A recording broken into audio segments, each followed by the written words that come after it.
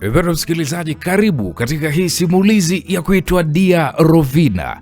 Ni simulizi tamu kutoka kwake mwandishi Saidi Jr. Mimi naitwa Anko J Simulizi. Tafadhali ngoja nikukumbushe katika sehemu ya kwanza pale tulipoishia.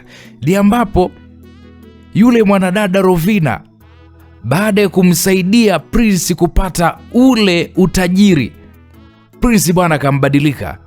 Prince kabadilika kabisa. Na akamwambia Rovina, nisikilize Rovina, mimi kwenye huu utajiri wangu, hata kama umenisaidia na kupatia milioni 20 tu, lakini pesa zingine zote hazikuhusu. Rovina akasema, usinitanie wewe, mimi ndo nimepambana mpaka umepata utajiri, alafu leo unataka kuja kunipa milioni 20 tu peke yake? Haiwezekani. Sasa katika ile vuta ni kuvute, ule mvutano ulivyokuwa unaendelea, Rovina anajikabizisha kwa Prince, nikiwa na maanisha ya kwamba liwalo na liwe, mimi ni mke wako, utake usitake, na ndoa tushafunga, hata kama ni ndoa feki, lakini ni ndoa. Mimi ni mke wako. Na Rovina akatinga nyumbani kwa Prince akiwa na familia yake, na wakafanya sherehe kabisa. Prince anarudi nyumbani, anakuta Rovina yuko pale na familia yake, wanapika, kuna sherehe, wanakula, wanaenjoy. Mshikaji haelewi. Rovina, vipi? Mimi tushamalizana, sikutaki. Chukua 50 zako, niache na 50 zangu. Na kuomba utoe familia yako, sitaki sherehe, wewe mimi sio mke wangu, sikujui, sikufahamu. Hapo ndipo tulipoishia katika sehemu iliyopita. Prince anamtimua Rovina nyumbani kwake. Unadhani Rovina atakubali? Thubutu. Bwana, karibu sana katika hii sehemu ya pili, tukapate kujua yale yaliyoendelea kwenye hii simulizi. Hebu nisikilize kwa umakini, sawa? Rovina, naomba unisikilize kwa umakini. Mimi niko hapa sio kama nachekesha. Niko very serious Rovina. Mimi na wewe wala sio wanandoa wa kweli. Naomba ulitambue hilo Rovina. Mimi na wewe tulifunga ndoa feki kabisa. Ndoa yenye cheti feki kabisa. Sasa nani amekupa ruhusa Rovina ya kuileta familia yako nyumbani kwangu? Kwani mimi ni mume wako? Unawezaje kufanya ujinga kama huu Rovina? Unadhani kwamba mimi ni mjinga, si manake ya kwamba nitaamua tu kuwa na wewe kama mke wa kweli, si ndio? Ama Rovina, unasahau ya kwamba hii ndoa yetu sio ndoa, ilikuwa ni ndoa ya makubaliano. Sasa inakuwaje unachukua familia yako unaileta nyumbani kwangu? Kwa makubaliano yapi? Rovina, nikwambia mara ngapi kwamba mali zangu hazikuhusu? Umenisaidia kupata huu utajiri, sijakataa, lakini sinakupa milioni 20 yako tunamalizana. Nisikilize Rovina, kama umejileta wewe na familia yako hapa ukidhani ya kwamba utaishi na mimi, utaishi na familia yako hapa nyumbani kwangu, Rovina, hilo sahau kwenye maisha yako. Nakwambia ule kweli kutoka moyoni mwangu, hilo sahau. Sasa nakuomba, toka nje Rovina. Nenda kawaambie wazazi wako hakuna sherehe hapa. Kawaambie waondoke. Yaani sitaki kuwaona. Sio wewe, sio familia yako Rovina. Mimi sio mume wako. Nitamke mara ngapi kwamba mimi sio mume wako ili upate kunielewa, lakini mbona unakuwa na kichwa kizito Rovina? That is too much Rovina. Mimi sikutaki. Mimi sikupendi, na hayo sio makubaliano yetu Rovina. Tulikubaliana ukinisaidia kupata huu utajiri, wewe unakula zako na mimi nakula zangu. Sasa mbona unataka kuendelea kuleta ukaribu ambao mimi siuhitaji? Toka nje Rovina. Naam, msikilizaji, kimya kizito kilitanda. Sekunde chache zilipita. Kulikuwa kuna mahaba ya kuigiza, lakini sasa kulikuwa kuna moto unaowaka. Kijana Prince aliwaka kweli kweli. Rovina alibaki tu kupumua polepole, na kisha uso wake ukabadilika kabisa. Upole ule wa mwanzo kwa Rovina ulitoweka. Tabasamu la mahaba likayeyuka. Kilichobaki ilikuwa ni hasira isiyokuwa na kikomo. Rovina kwanza alimkazia Prince macho, safari hii bila chembe ya mzaa. Akamwambia, nisikilize Prince. Hivi unajua wewe ni mshamba? Hivi Prince, unajua kama wewe ni mshamba? Rovina alisema kwa sauti kali iliyochanganyikana na dharau. Prince alishtuka kidogo kwa mabadiliko yale ya ghafla kwa Rovina. Hivi Prince, kwa akili yako jinsi ilivyo, unadhani mimi nimekupenda wewe? Yaani unakaa unajimwamba fai hapa, pyoko. Wewe unadhani mimi nimekupenda? Naongea na wewe Prince. Unadhani labda nafanya hivi eti kwa sababu sijui utajiri uliopata ghafla? Hivi unadhani wewe kwetu maskini? Kama ningekuwa na utaka utajiri Prince, ningeshakubali kuolewa na Stefan. Stefan anakuzidi wewe kila kitu. Kwanza ni mmiliki wa migodi ya dhahabu huko Geita. Wewe unamiliki nini? Wewe mshamba nini? Hebu nisikilize Prince. Niliamua kukimbia ndoa kutoka kwa Stefan, hata kama ana utajiri wa kiasi gani. Na sio kukimbia tu, ofisi yake Stefan niliichoma moto kwa hasira. Wewe unazungumzia kiutajiri ulichonacho? Kiutajiri gani? Kiutajiri hiki kijumba? Hivi kijumba na kenyewe unahesabia utajiri Prince? Kwa hiyo akili yako unakaa hapa unadhani basi mimi ndo nakupenda, unajishobokesha kwamba nakutaka, kwamba eti kisa wewe. Kwa kila mwenye nyumba akiwa ni tajiri, basi tuna matajiri wengi sana. Yaani kama kumiliki hii nyumba unahisi kwamba na utajiri, basi tuna matajiri wengi tu ndugu yangu. Ngoja nikwambie kitu kimoja Prince. Ingawa kwa baba nimekataa kuwa sijafanya hivyo, sasa hivi basi hutakiwi kunipanda kichwani. Prince, usinipandishie kibezi chako. Umenielewa? Mimi na wewe tunahitajiana Prince. Mimi nakuhitaji wewe na wewe unanihitaji mimi. Na sio kwamba eti mimi ndo nakutaka wewe kimapenzi. Sahau hilo kichwani mwako, mpumbavu wewe. Mimi sitaki kuolewa na huyo Stefan ambaye ni tajiri amekuzidi wewe, na sihitaji kuolewa na wewe. Mimi nakuganda wewe hapa ni kwa sababu nikirudi nyumbani nitalazimishwa niuelewe na Stefan. Sasa kwa sababu simtaki ule Stefan, ni bora niendelee kukaa na wewe hapa nikunganganie wewe, ili hali unajua wazi kabisa Prince, sina hisia na wewe hata kidogo. Na usizani kwamba makubaliano yetu labda nimeyasahau. La hasha. Kuliko kuolewa na Stefan, ni bora niendelee kuishi kwenye hii ndoa feki ya mimi na wewe ambayo tunaigiza mpaka pale nitakapopata njia nyingine ya kutoka hapa. Sijui unanielewa? Na kuhusu wewe Prince, huna budi kukubaliana na hili.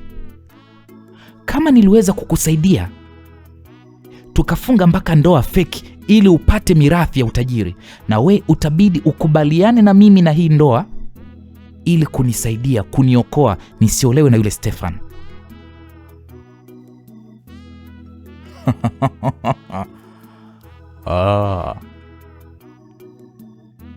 Cheka sana Prince. Cheka. Unaona kama inachekesha? Cheka.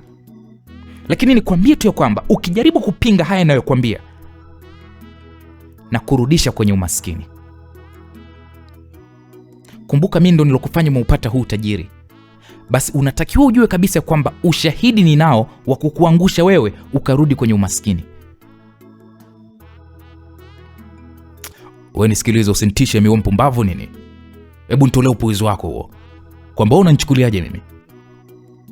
Kwamba unanitisha kwa unataka kunimudu ama? Kwanza kabisa, kaanza baba yako. Sijui unanielewa Rovina? Kaanza baba yako kuniletea chokochoko. Na sasa hivi wewe naona kabisa umeleta familia yako hapa nyumbani kwangu. Sasa Rovina nisikilize. Usizani kwamba mind game yako sijui. Alianza baba yako na sasa hivi wewe umeleta familia yako hapa nyumbani kwangu. So, what next? What next? Unadhani mimi ni mtoto wa kuja? Unadhani mimi mtu wa bushi? Naelewa mipango yako Rovina. Naelewa mipango yako. Yaani kama tayari umeshaileta familia yako hapa nyumbani kwangu, nini kinachofuata? Unataka kupora mali zangu, si ndio manake? Rovina, unataka kupora mali zangu, si ndio? Na ndio maana umeamua kuileta familia yako hapa nyumbani. Alafu unajifanya, mimi sitaki kuolewa na Stephanie, tajiri sijui ana migodi. Wewe kwenda zako, kuna mwanamke asiyetaka kuolewa na tajiri? Nani ajitokeze hapa kama kuna mwanamke asiyetaka kuolewa na tajiri? Wewe olewa na tajiri wewe? Kwa kipi ulichonacho mpaka tajiri aje kuoe wewe? Wewe sema tu umeshanizimikia, unataka sasa kuzifukuzia mali zangu. Na nikwambie kitu kimoja Rovina, hapo upati kitu. Hapo upati kitu. Nisikilize Prince. Hivyo unafikiri kila mtu ana njaa kama wewe, si ndio manake? Yaani unafikiri kila mtu anawaza mali, si ndio? Wewe mimi sijakwambia kama nawaza mali, ila mimi nachotaka uhuru wangu. Yaani wewe unataka kunibana kuleta na familia yako hapa afu mimi nikose kuwa na demu? Wewe vipi? Kwa mimi nitakuwa sina uhuru hapa, nitashindwa kuleta mwanamke hapa anayemtaka. Kisa tu wewe upo na familia yako ipo. Hiyo mikataba wapi? Wapi tuliandikishana kwamba tukishafunga ndoa feki wewe uje uishi na mimi? Mimi natafuta uhuru wangu, ndio maana nimekwambia toka wewe na familia yako, sitaki kuwaona. Wewe unatafuta uhuru wako, si ndio? Sasa hapo ndipo tunapokutana Prince. Hapo ndipo tunapokutana. Wewe unapotafuta uhuru wako na mimi natafuta uhuru wangu. Sitaki kuwa na Stefan, na ndio maana niko hapa. Nahitaji kutafuta uhuru. Lakini unachotakiwa kujua Prince, mimi sihitaji kuwa na wewe. Labda nikusogelee karibu zaidi, maana nikiwa kwa mbali naona kama unisikii. Prince, tambua hili. Kwenye maisha yako unanihitaji mimi kuliko vile unavyofikiria. Prince, bila mimi hizi mali zako zote zinaweza zikatoweka ndani ya sekunde chache. Hebu usiniguse wewe bwana wewe.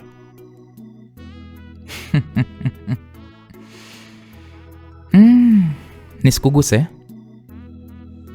Basi fanya maamuzi yako vizuri Prince. Maamuzi yangu, si ndio? Nifanye maamuzi yangu vizuri, si ndio? Sasa ngoja nikuoneshe. Naam, msikilizaji, hapo Prince alianza kupiga hatua kutoka mule chumbani, lakini kabla hajafika mlangoni, Rovina akasema, "Hey Prince, kama unaenda kuifukuza familia yangu, amini usiamini, hata wewe hutolala ndani ya nyumba hii usiku wa leo. Vaa vizuri. Nimefanya shopping yako tayari. Fungua ile makabati kule. Vaa kisha njoo sebuleni ujumuike na familia kama baba mwenye nyumba. Nadhani umenielewa bwana Chafujo, eh?" Naam, Rovina alizungumza kwa madeko. Alitoka mule chumbani huku akimwacha Prince akiwa kwenye hasira kali sio kuwa na mfano.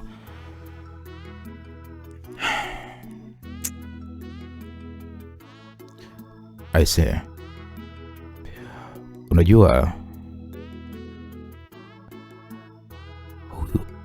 huyu demo huyu, kama nisipofanya jambo, huyu mwanamke atanipanda kichwani. Ngoja sasa nitamuonesha kwamba mimi ni nani. Si anataka tuoneshane? Mimi nitamuonyesha kwamba mimi ni nani. Naam, baada ya nusu saa kupita, Prince alitoka chumbani akiwa tayari kashajiandaa kwa kuvaa moja ya suti alizokuwa amezinunua. Suti ambazo zilikuwa zimenunuliwa na mwanadada Rovina. Prince uso wake ulikuwa umetulia kiasi kwamba ule ukali uliokuwepo hapo awali haukuonekana tena. Prince alishusha pumzi ndefu na kisha alianza kushuka ngazi kuelekea sebuleni. Kule chini, familia ya Rovina bado ilikuwa inaendelea na mazungumzo, vicheko na hali ya furaha. Walipomwona Prince akishuka, macho yao yalimgeukia mara moja. Prince alitabasamu. Karibuni sana nyumbani. alisema Prince kwa sauti ya upole, sauti iliyowashangaza wengi. Samanini jamani, kwa kuwa sikuwapokea vizuri hapo mwanzoni. Naam, kulikuwa kuna mshangao wa wazi wazi. Watu walianza kuitikia kwa furaha, wengine wakimsifia Prince, wengine wakimkaribisha kwenye mazungumzo.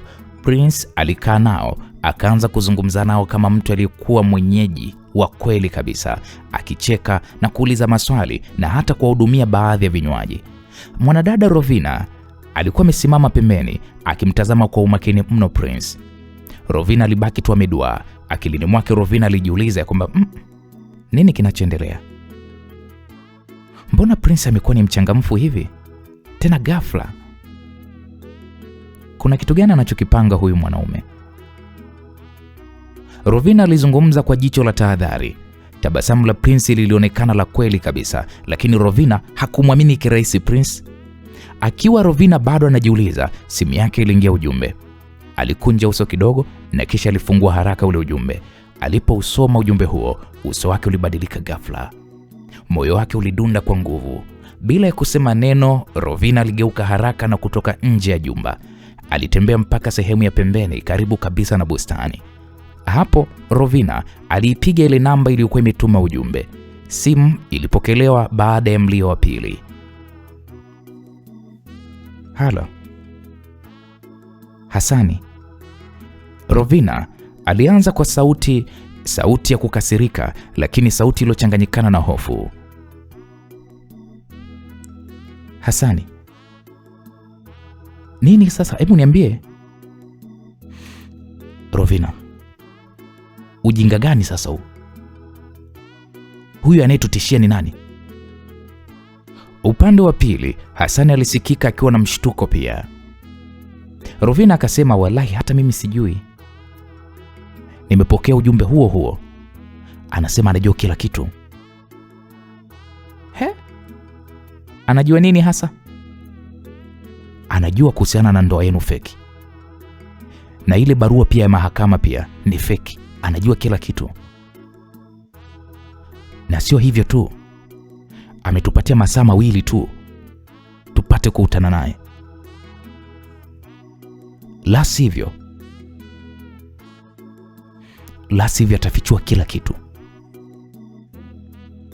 Maneno hayo ya Hasani yalimpiga Rovina kama radi. Akili yake ilianza kukimbia. Mungu wangu, kwa hiyo mali zote zitaenda. Rovina alijiwazia hivyo na kisha aliendelea kwa kusema, Hasani, kwa hiyo anataka tukutane wapi? Bagamoyo. Amesema tukutane huko. Okay, sawa Hasani, nimekuelewa. Tukutane huko kama hivyo wanavyotaka. Naam, alisema hivyo Rovina kwa haraka na kisha alikata ile simu. Rovina alisimama pale kwa sekunde chache akijaribu kujituliza na kisha aligeuka na kurudi ndani. Alipoingia sebuleni, alijilazimisha kuvaa tabasamu. Alimsogelea Prince ambaye alikuwa bado akiongea na familia ile kwa furaha.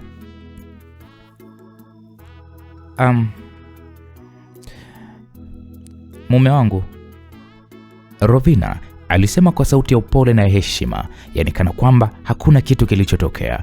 Prince aligeuka kumtazama Rovina. Na kuomba kidogo, Rovina aliongeza kwa sauti ya chini. Prince alisimama bila hata ya kuuliza maswali. Wote waliinuka na kuelekea chumbani. Walipoingia tu ndani, uso wa Rovina ulibadilika, tabasamu likatoweka.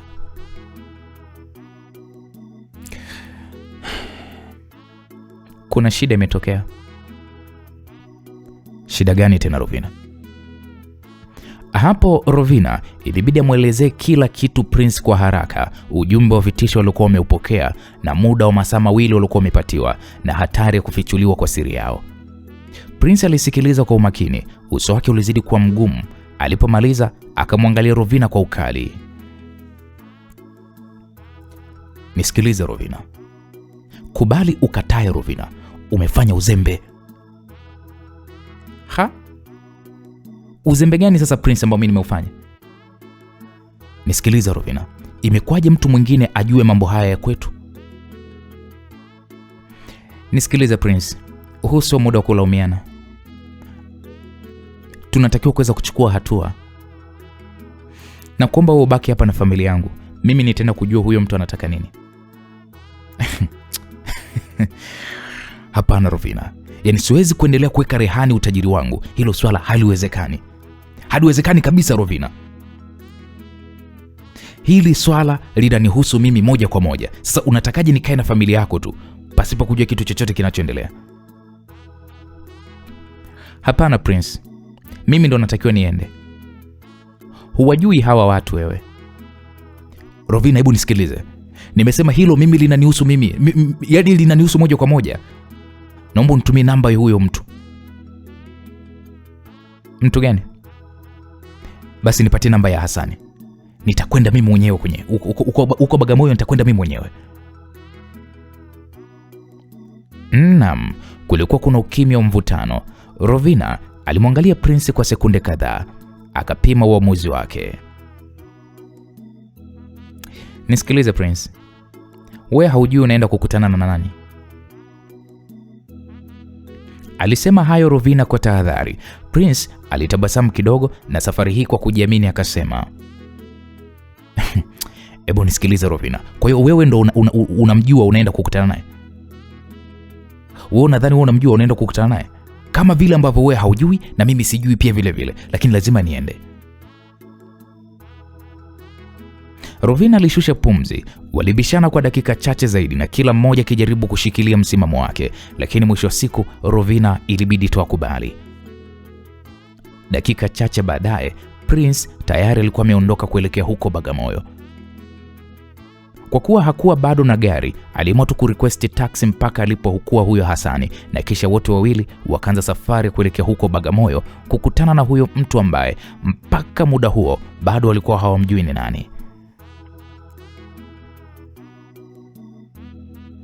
Oya, wewe unajuana vipi na Rovina?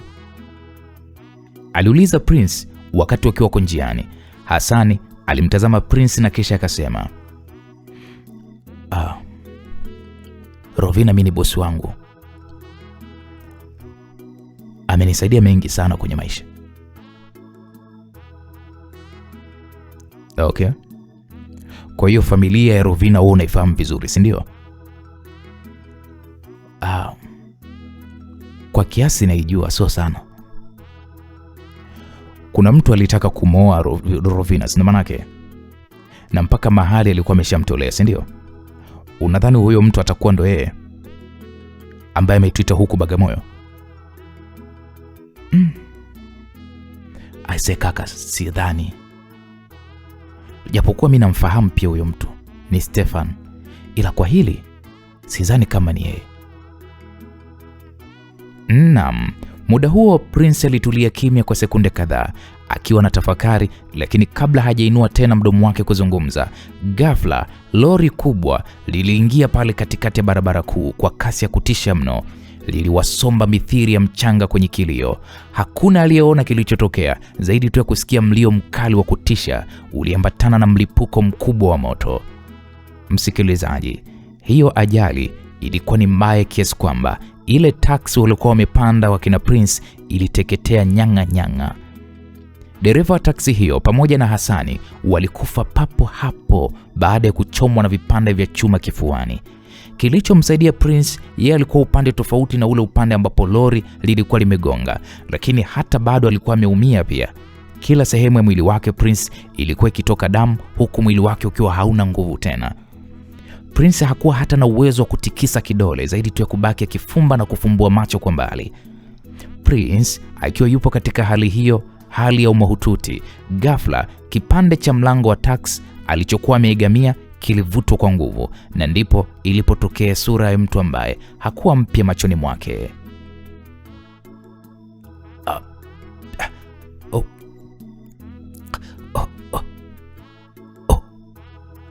Omondi, aliita hivyo Prince kwa sauti ya kwikwi, huku akionekana kupata maumivu makali mno.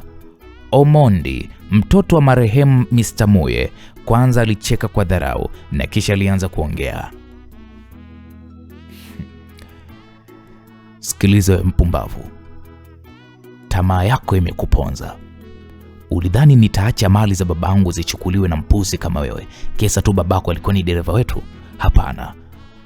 Upo hivi kwa sababu umeyataka wewe mwenyewe. Kosa lako kubwa lilikuwa ni kutia saini ya kuchukua zile mali. Omondi, lakini ilikuwa ni haki yangu.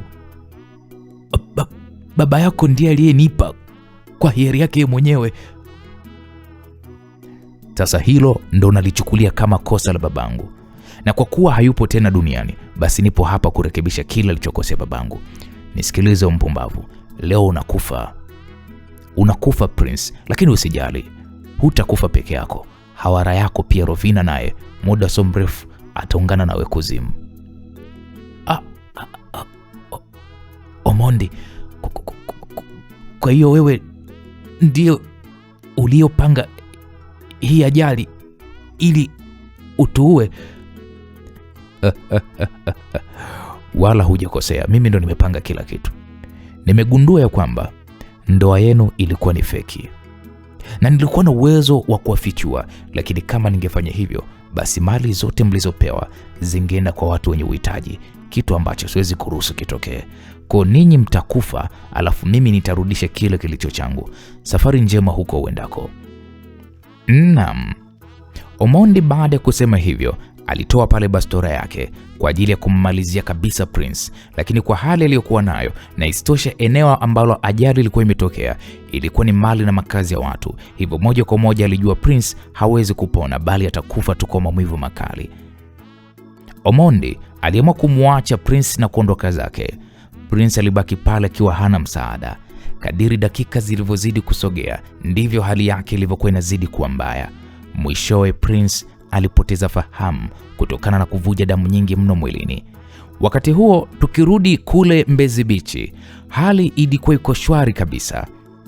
Kule Mbezi Beach, maongezi hapa na pale yalikuwa yakiendelea, huku Rovina akionekana kufurahia uwepo wa ndugu zake pale ndani. Lakini ghafla simu yake Rovina ilianza kuita. Kwa kuwa ilikuwa ni namba asioitambua, aliamua kwenda kuongelea pembeni kidogo. Yes, hello? Sauti ya kiume na nzito upande wa pili ilijibu pale. Yes, hello. Naitwa Inspector Mbayo kutoka kituo cha polisi Bagamoyo. Tunazungumza na mke wa Prince Dastan?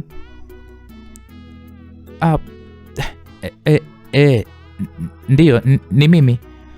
Tunaomba ufike hospitali ya Senya haraka iwezekanavyo. Mumeo amepata ajali mbaya sana barabarani. Hapo msikilizaji, simu ilianguka kutoka mkononi mwa Rovina. Dunia ilionekana kama vile kusimama. Hakusema neno kwa ndugu zake waliokuwa wakimtazama kwa shauku. Pale pale Rovina alijinyanyua kama mtu aliyepoteza fahamu. Alichukua mkoba wake akatoka nje kwa mwendo haraka, akiacha maswali yakimfuata nyuma. Rovina alipofika nje alijitupa kwenye taksi na akatoa amri fupi, nipeleke Senya hospitali haraka iwezekanavyo. Njiani akili ya Rovina ilikuwa iko uwanja wa vita. Picha ya Prince akitoka nyumbani akiwa amevalia suti aliyokuwa amemnunulia yeye kamjia kichwani. Rovina alikumbuka jinsi alivyojibizana na Prince kwa maneno nusu saa iliyokuwa imepita. Ingawa hakuwa na mapenzi ya dhati na Prince na uhusiano wao ulikuwa ni wa kimaslahi na vitisho, lakini bado Prince alikuwa ni binadamu pekee aliyemvumilia kwa kiasi chake. Hapo kwa mbali tayari Rovina alikuwa amemzoea Prince, na hilo lilidhihirishwa na mshtuko aliokuwa ameupata baada ya kupewa taarifa za ajali. Hofu ya kumpoteza ilimkamata kooni, ikamfanya ashindwe hata kumeza mate. Rovina alipowasili hospitalini, harufu ya dawa na ukimya wa kifo vilimkaribisha. Alikimbilia mpaka mapokezi ambapo askari wawili walikuwa wakimsubiri yeye. Wakamuuliza, wewe ndo mke wa marehemu? Askari mmoja aliuliza kwa sauti ya huruma iliyomfanya Rovina ahisi kama vile amepigwa na radi. Marehemu? Mna maana gani? Prince yuko wapi? Rovina alifoka, machozi ya mwanzo akianza kumlenga-lenga. Wakamwambia, tunasikitika ya kwamba amefariki dunia punde tu baada ya kufikishwa hapa. Mwili wake uko mochwari kwa sasa na tunahitaji tu uthibitishe kama kweli ndiye yeye kabla taratibu zingine hazijaweza kuendelea. Yalikuwa ni maneno hayo kutoka kinywani mwa askari akimjibu Rovina, huku akiwa anamuongoza kuelekea upande wa nyuma wa hospitali, kule ambapo baridi ya kifo inatawala, yani mochwari. Naam, miguu ya Rovina ilikuwa inatetemeka. Kila hatua aliyokuwa anaipiga Rovina kuelekea mochwari ilionekana kama vile anaingia kwenye kaburi lake yeye mwenyewe. Mlango wa chumba ulifunguliwa kwa mlio wa kukwaruza na harufu ya baridi kali vilimpokea. Mhudumu wa mochwari alivuta dro moja ya chuma. Ndani yake kulikuwa kuna mwili uliofunikwa shuka jeupe, mwili uliokuwa umeloa damu. Wakamwambia, utazame huu mwili. Mhudumu alisema hivyo huku akifunua sehemu ya juu. Rovina alijikuta anapiga kelele ya ndani kwa ndani, akiziba mdomo wake kwa mikono yote miwili. Maiti iliyokuwa iko mbele yake ilikuwa imevaa mabaki ya suti ile ile ya bluu aliyokuwa amemnunulia Prince. Saa ya mkononi ilikuwa ni ile ile, lakini sura ilikuwa imeharibika kiasi cha kutisha. Ngozi ilikuwa imepasuka na fuvu lilikuwa limepondeka vibaya kiasi kwamba sura hakuweza kuitambua. Umbo la mwili pia lilikuwa limevunjika. Rovina alishindwa kujizuia. Alijitupa chini na kuanza kulia kwa uchungu ambao hakuwahi kuuhisi maishani mwake. Hakuwa akimlilia Prince mume wake, bali alikuwa akijililia yeye mwenyewe na dhambi zake. Prince nisamee. Prince, mimi ndo niliyekuleta hapa, naomba nisamee, alijisemea ndani ya moyo wake Rovina, huku akigaragara kwenye sakafu ya mochwari. Kama nisingefanya ule ujanja wa cheti feki cha ndoa, kama nisingekulazimisha kuingia kwenye huu mchezo, leo hii ungekuwa hai. Mimi ndo muuaji wako, nakuomba unisamehe Prince. Uchungu ule ulimchoma kama mkuki Rovina. Rovina alijiona mwanamke mbaya kuliko wote duniani. Baada ya dakika kadhaa za vilio na simanzi, Rovina alitolewa nje ya mochwari huku akisindikizwa na nesi mmoja aliyekuwa akimtazama kwa jicho la kipekee. Rovina alikuwa amepoteza nguvu huku macho yake yakiwa ni mekundu kwa kuvimba. Alikaa kwenye benchi moja la mbao akiwa anatazama ukuta bila kuona kitu. Ghafla, yule nesi wa kike mwenye umri wa makamo na sura ya kuserereka alimsogelea na kumshika bega, akamwambia, tafadhali na kuomba unifuate. Alimnong'oneza kwa sauti ya tahadhari. Rovina akiwa hana hata nguvu ya kuhoji, alimfuata yule nesi mpaka kwenye chemba moja ya siri nyuma ya maabara ambapo hapakuwa na watu. Nesi aligeuka huku na kule kuhakikisha hakuna anayewaona, na kisha nesi yule alifunga pale mlango kwa haraka. Akamwambia, sikiliza binti. Nesi alianza kwa sauti ya chini, sauti iliyojaa hasira na hofu.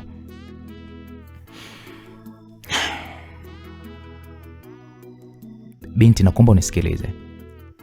Sijui ni nani anahusika na hili jambo, lakini mimi ni miongoni mwa watu ambao nalaani sana kinachofanyika hospitalini. Siwezi kukaa kimya nikiona unalia kwa uchungu hivi wakati unadanganywa. Rovina alimkodolea macho huyu nesi. Kwanza Rovina alijifuta machozi kwa mkono uliokuwa ukitetemeka. Akamuuliza yule nesi, una maana gani dadangu? Unasema nini? Sijakuelewa. Yule nesi alimsogelea karibu zaidi Rovina, akihakikisha pumzi yake inamfikia Rovina peke yake. Dadangu, nakuomba unisikilize. Mimi nina uhakika mume wako hajafa. Nilikuwa niko zamu wakati gari la wagonjwa linaingia hapa saa moja iliyokuwa imepita. Nilimwona mume wako kwa macho yangu. Alikuwa amejeruhiwa, ndio, lakini hakuwa ameharibika sura wala tumbo kama ile maiti ulioenda kuonyesha sasa hivi. Yule uliomwona mochwari ni mtu mwingine. Amepandikizwa nguo za mume wako ili kupoteza ushahidi, lakini mume wako hajafa. Msikilizaji, hapo mwili wa Rovina ulisisimka. Mapigo ya moyo yalianza kumdunda kwa kasi mpya. Nesi, unasemaje? Kwa maana hiyo Prince yuko wapi sasa kama sio yule nilomwona kule mochwari? Nisikilize. Mume wako amechukuliwa kama dhabihu. Hii hapa hospitali, hii hospitali unaiona, hii hospitali sio hospitali ya kawaida. Yaani sio kabisa hospitali ya kawaida kama vile watu wanavyofikiria. Kuna biashara kubwa, kuna biashara haramu ya siri ya upandikizaji wa viungo vya binadamu, hususan mioyo. Matajiri wakubwa huko nje ya nchi ambao wana matatizo ya moyo wanalipa mamilioni ya dola ili kupatiwa moyo unaoendana na miili yao. Nesi, sijakuelewa. Biashara ya mioyo? Ndiyo. Shida kubwa ya upandikizaji kisheria ni kwamba lazima usubiri mtu afe kwa ajali au afe kwa asili, na kisha moyo wake unachukuliwa ndani ya dakika chache. Lakini hawa matajiri hawataki kusubiri bahati hiyo. Wanachokifanya ni kutafuta watu wenye afya na mioyo imara.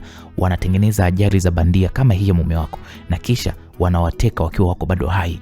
Wanawapeleka nje ya nchi ambapo huko wanapasuliwa wakiwa wako hai, wanatolewa mioyo yao ili kuokoa maisha ya matajiri hao. Mume wako kachaguliwa kwa ajili ndo kachukuliwa kwa ajili ya hiyo biashara, lakini mume wako kabisa hajafa. Ndo nakwambia hivyo dadangu. Naam. Hapo Rovina alihisi kama baridi kali na mvaa mwilini. Alimtazama yule nesi na kisha akasema, ina maana kwamba Prince bado yuko hai, si ndio? Ndo maana yake, ndo nakwambia hivyo. Kwa uzoefu wa kitabibu, mume wako bado yuko hai. Amekuja hapa ni mzima. Alipata tu majeraha kidogo. Sasa nifanye nini ili kumwokoa? Naam, Rovina aliuliza. Safari hii sauti yake ilikuwa ina nguvu ya ajabu, nguvu iliyotokana na hasira. Nisikilize dadangu. Ikiwa unataka kumwokoa mume wako, huna muda wa kupoteza. Sekunde chache zilizopita, kuna ambulance ya siri imetoka hapa hospitalini kuelekea uwanja wa ndege. Nina uhakika mume wako atakuwa yupo mule akiwa kapigwa sindano ya usingizi mzito. Wanamsafirisha bila mwenyewe kujua. Leo wanamsafirisha kuelekea huko nje ya nchi ili akatolewe moyo na akapewe mtu mwingine. Ukichelewa dadangu, utakuwa ndo umempoteza kweli, lakini kwa saizi mume wako hajafa bado. Naam. Maneno yale yalikuwa kama petroli kwenye moto uliokuwa ukiwaka ndani ya Rovina. Rovina alisisimka mwili mzima, kuanzia unyayo mpaka utosi. Hakuhitaji kusikia neno lingine, hakuhitaji hata kuaga. Alijua kwamba maisha ya Prince yapo mikononi mwake, na kila sekunde aliyokuwa inaipoteza ilikuwa ikisogeza kisu karibu na kifua cha Prince. Asante dadangu, Rovina alimwambia yule nesi, na kisha akageuka na kukimbia kuelekea mlangoni. Alitoka nje ya hospitali kama mshale. Hakusubiri taxi, bali alimvamia dereva bodaboda mmoja aliyekuwa amepaki hapo nje, na ndipo Rovina akasema, tafadhali nipeleke airport. Nipeleke airport sasa hivi, nitakulipa vizuri kakangu, naomba niwaishe airport. Rovina alifoka huku akipanda kwenye pikipiki. Dereva hakuuliza mara mbili. Pikipiki iliunguruma na akaanza kuchana upepo wa mitaa kuelekea uwanja wa ndege. Rovina akiwa ameshikilia koti la dereva kwa nguvu, macho yake yalikuwa yametumbuka huku akitazama mbele. Akili yake Rovina ilikuwa imejawa na picha moja tu, Prince akiwa amelazwa kwenye kitanda cha wagonjwa, hajijui wala hajitambui, akielekea kwenye kichinjio cha matajiri. Nakuja Prince, nakuja kukusaidia. Sitokubali ufe kwa ajili ya makosa yangu. Nitakuokoa kwenye hili. I promise you. Hofu aliyokuwa nayo awali sasa ilikuwa imegeuka kuwa ushujaa wa hatari. Rovina hakuwa tena yule mwanamke aliyekuwa akilia mochwari. Alikuwa amerejea kwa yule Rovina ambaye ni mjanja, Rovina mkatili, Rovina asiyeshindwa. Mwendo wa dakika kadhaa tu, Rovina tayari alikuwa ameshafika nje ya uwanja wa ndege wa Mwalimu Nyerere. Alishuka kwenye bodaboda, akamrushia dereva noti za 50,000 bila hata ya kusubiri change. Alianza kusogea ndani, huku macho yake Rovina yakiangalia huku na kule. Alipotazama upande wa geti la VIP, aliweza kuona kwa mbali ambulance moja ikiwa inatokomea ndani ya uwanja. Kwa haraka sana, Rovina alitambua kwamba ambulance hiyo ndio itakuwa imembeba Prince. Shida kwake ilikuja, atawezaje kuingia ndani ambako ni watu maalum ndio walikuwa wanaruhusiwa kupita kwenye geti hilo la VIP? Rovina alijua kama atajaribu kukimbilia huko, askari watamzuia kabla hata hajafika nusu ya safari. lazima nilete taharuki, alinong'ona hivyo Rovina, macho yake yakitua kwenye mlango mkuu wa abiria wa kawaida. Aliingia ndani ya Terminal 3 kwa hatua za haraka. Rovina akajifanya kama vile ni msafiri aliyepotea mwelekeo. Alipofika kwenye korido ya kuelekea chooni, aliona kila alichokuwa kikitafuta: manual call point, kiboksi kidogo chekundu chenye kioo cha dharura ya moto. Bila ya kusita, Rovina alivua kiatu chake cha mchuchumio, akakitumia kuvunja kioo kile kwa pigo moja tu la nguvu. Akabonyeza kile kitufe cheusi kwa chuki. Ghafla, ukimya uwanja wa ndege ulipasuliwa na sauti ya king'ora chenye nguvu. Sauti hiyo ilikuwa ni kali kiasi cha kutia ganzi masikioni. Mfumo wa usalama uwanja wa ndege ulijibu mara moja. Taa nyekundu za dharura zilianza kumulika kuta zote za uwanjani hapo. Rovina akaanza kupiga kelele kwa nguvu, jamani, moto, moto mlangoni, moto! Alipiga kelele kwa nguvu zake zote huku akikimbia kuelekea eneo la mapokezini, ambapo kundi la waandishi wa habari wa kituo kikuu cha television walikuwa wamejipanga na kamera zao wakirekodi makala maalum ya miaka 20 ya uwanja huo. Taharuki kazuka uwanja wa ndege. Abiria walianza kukimbia hovyo hovyo wakidhania kwamba kuna shambulio la kigaidi ama kuna moto mkubwa. Waandishi wa habari wakiwa na kiu ya matukio wakageuza kamera zao upande wa Rovina. Rovina alikuwa anapiga kelele, waandishi, njoni huku, kuna utekaji! Waandishi waliposikia hizo kelele haraka sana wakamfuata Rovina, huku vifaa vyao vikiwa viko live kurusha kile kinachoendelea pale uwanjani. Kwa sababu ya alamu ya moto pale uwanja wa ndege, mageti mengi ya kielektronic yalikuwa yamefunguka yenyewe kama itifaki ya usalama. Walipita geti la kwanza, geti la pili, mpaka wakafika uwanja wa wazi wa kupakia abiria kwa ndege binafsi. Rovina alikuwa yupo ndani. Wamemteka mume wangu, naombeni mnisaidie, alizungumza Rovina. Wakati huo kila kitu kilikuwa kiko hadharani. Baadhi ya abiria pale airport walikuwa kishuhudia kwa macho kile kinachoendelea, huku maelfu ya watu walikuwa kitazama tukio lile live kupitia vyombo vya habari. Mwanaume mmoja akasema, we mwanamke, unafanya kitu gani? Aliongea mwanaume mmoja alionekana kuwa ndio kiongozi wa kile kilichokuwa kinaendelea pale. Rovina akamtazama yule mwanaume akasema, hamumwezi kumuua mume wangu huku mimi naona. Najua yupo kwenye hii ambulance. Mtoeni sasa hivi. Mwanaume yule akionekana kushtuka kidogo, lakini hata hivyo aliamua kujifanya kama vile hatambui alichokisema Rovina. We mwanamke, wewe unaongelea nini? Hivi unajua ulichokisababisha kweli? Umezua taharuki kubwa hapa. Utawajibika kwa hili ulilofanya. Rovina akasema, wa kuwajibika hapa ni nyinyi, wauaji wakubwa. Fungua hii ambulance, namtaka Prince. Najua yupo ndani humo. Hapo maofisa usalama wa uwanja wa ndege waliokuwa wakilinda msafara huo walijaribu kuzuia waandishi wa habari, lakini ilikuwa tayari ni kashfa. Kamera zilikuwa zimeshawaka na mwanga wa flash ulikuwa ukimulika kila kona. Madaktari walikuwa ndani ya ambulance hiyo walishtuka. Walijaribu kufunika sura ya mgonjwa aliyekuwa amefungwa bandeji nyingi kichwani na kifuani. Rovina alipoona mlango wa ambulance haufunguliwi, aliamua kufungua yeye mwenyewe. Moyo ulimshtuka baada ya kukuta kweli Prince akiwa kwenye usingizi mzito wa kifo, huku akiwa kafungwa bandage karibia kila mahali. Huyu ni mume wangu. Mnampeleka wapi? Kwa nini mlikuwa mnataka kumuua? Alifoka Rovina. Kabla hajajibiwa, ghafla gari nyeusi ya kifahari aina Range Rover iliyoambatana na magari mawili ya ulinzi ilishusha vioo na kusimama pembeni yao. Mlango ulifunguliwa polepole, ukimya mfupi uliotawala, na hata waandishi wa habari walinyamaza kwa muda, wakivutwa na mamlaka yaliyokuwa yakitoka ndani ya gari hilo.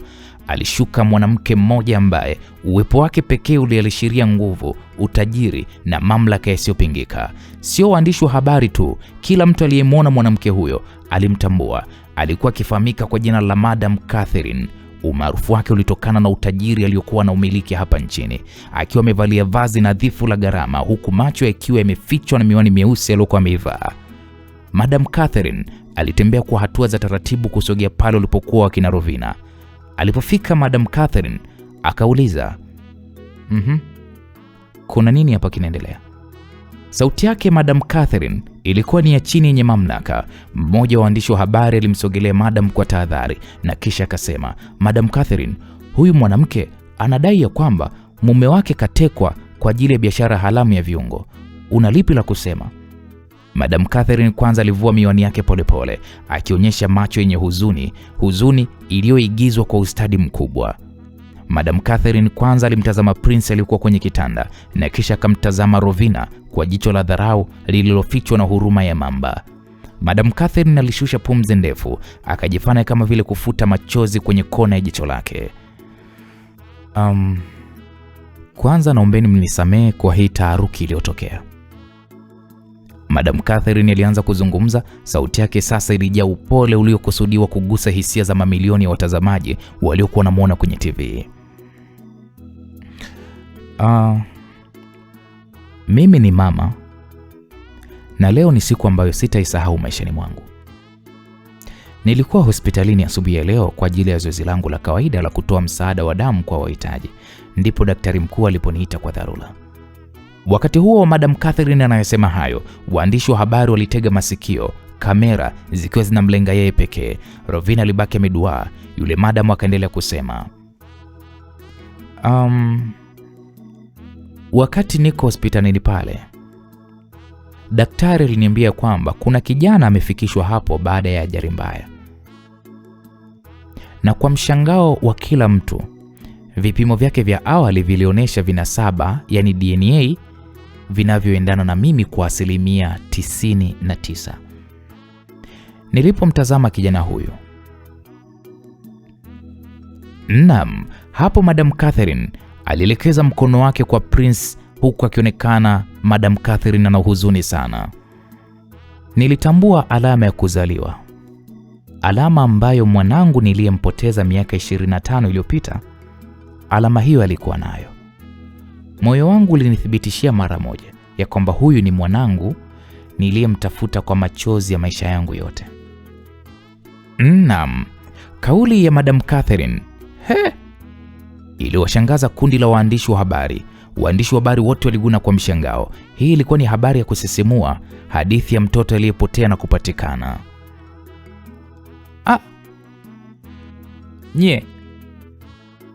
Huyu mama anasema nini? Hapana jamani, msikubali anachokisema, ni muongo. Rovina alijaribu kupiga kelele, lakini Madam Catherine alimkatisha kwa ishara ndogo ya mkono. Najua binti, uko una huzuni sana. Waandishi wa habari, huyu binti anadai ya kwamba ni mume wa kijana wangu, si ndio? Pengine walikuwa na mahusiano, mimi hilo sijui. Lakini mwanangu yuko katika hali ya mahututi. Moyo wake umeumia. Na hapa nchini hatuna utaalamu wa kutosha kumwokoa sasa hivi. Kwa kama mama mwenye uwezo, siwezi kukaa na kumtazama mwanangu akifa. Baada ya kumpata leo, nimetoa agizo asafirishwe kwa ndege yangu binafsi kwenda India kwa ajili ya matibabu ya dharura ya moyo. Kwa kila sekunde tunayoipoteza hapa, waandishi wa habari, na hizi vurugu zinazoendelea hapa airport, ni sekunde ambayo inamtoa mwanangu duniani. Naombeni wa Tanzania mniombee. Nimempata leo mwanangu na sitaki kumpoteza tena. Hivyo mtoto wangu namsafirisha na kwenda India kwa matibabu ya moyo. Maafisa usalama wa uwanjani hapo, wakiongozwa na kauli ya mwanamke huyo tajiri na mwenye ushawishi, walianza kuwasukuma waandishi wa habari pamoja na Rovina yeye mwenyewe akawa anasukumwa aondolewe eneo lile. Hapana, msimruhusu amchukue mume wangu. Huyo mama ni muongo, ni muuaji, wanadanganya. Rovina alipiga kelele, na ndipo Madam Catherine alipoamua kusema, we binti, kama hiyo ndo hofu yako, basi utaongozana na mimi, lakini pia nipo tayari kusikiliza unachokitaka, ili mradi tu kijana wangu akatibiwe. Hapo Rovina alivuta pumzi na kisha akasema, kama unataka nikuamini kwa hayo unayoyasema, basi na mimi nitaongozana na wewe. Prince atakuwa chini yangu mpaka pale atakapoweza kuamka. Ikiwa atakutambua wewe kama mama yake, hapo sitakuwa na shida na wewe. Tofauti na hapo sitakubali. Labda mniue kwanza mimi. Sawa binti, ingia kwenye ndege. Msikilizaji, kile kilichokuwa kumwokoa Prince na sasa kiligeuka kuwa ni safari ya kwenda India. Muda wote safarini, Rovina alikuwa yuko makini kuhakikisha hakuna baya lolote linalomtokea yeye ama Prince. Haikuwa kwa shida yeye kuweza kuchukuliwa kienyeji bila pasipoti wala visa, kwa sababu Madam Catherine alikuwa na mtandao mkubwa mno wa kibiashara huko India. Wakiwa wako ndani ya ndege, Madam Catherine alikuwa kwenye chumba chake binafsi ambapo msaidizi wake wa karibu Ben alikuja. Hivi ni ujinga gani huu Ben umefanya? Imekuwaje huyu binti akatokea wakati mlisema kwamba yule kijana hana familia? Nisamehe boss. Inavyoonekana kuna mtu katuuza pale hospitalini. Taarifa zetu zinaonyesha kwamba babake Prince alishakufa, na kuhusu mamake na Prince haijulikani ni wapi alipo. Ana ndugu mmoja tu ambaye ni mjomba wake. Hali ipoje kwa sasa? Madam, hali sio nzuri. Mitandao imechafuka sana. Habari kubwa ni kuhusu kilichotokea airport leo. Hii imefanya hata Wizara ya Afya kuingilia kati hili swala. Ben, unasema nini? Ben, una maana gani kusema Wizara ya Afya imeingilia kati? Yani bosi, ukweli ni kwamba tayari Wizara ya Afya Tanzania imefanya mazungumzo na Wizara ya India. Hivyo kifika tu India, Prince atakuwa chini ya uangalizi wao, chini ya uangalizi wa serikali. Hapana Ben, hilo litafanya mpango wangu usitimie. Kijana wangu Ian anahitaji moyo. Kwa kijana wangu mimi atakufa kama asipofanyiwa upasuaji, si ndio manake? Madam, hilo najua, ila kwa hali jinsi ilivyo, kama tukisema tutumie moyo wa Prince, lazima tutagundulika, na hii itakuwa ni kashfa kubwa sana, na kesi yake inaweza karibu kila kitu. Kila mali ulioijenga kwa miaka mingi itaharibika, kila kitu. Kwa hiyo Ben, unataka nikae nikisubiri kifo cha kijana wangu Ian ya kifa, sio manake? Hapana. Sina maana hiyo madam. Naamini tukifika India tutapata namna ya kufanya madam. Hebu nisikilize Ben. Uzembe wako ndo umesababisha hili. Na tayari nilikuwa nimeshapata mtu wa kwenda kumtoa moyo kwa ajili ya kijana wangu. Sasa basi, ikiwa kijana wangu Ian atakufa kwa ajili ya hili, jua kabisa utalilipia. Ben, hebu ondoka hapa. Na pia umwite huyo binti aje hapa haraka iwezekanavyo. Sawa madam, sawa.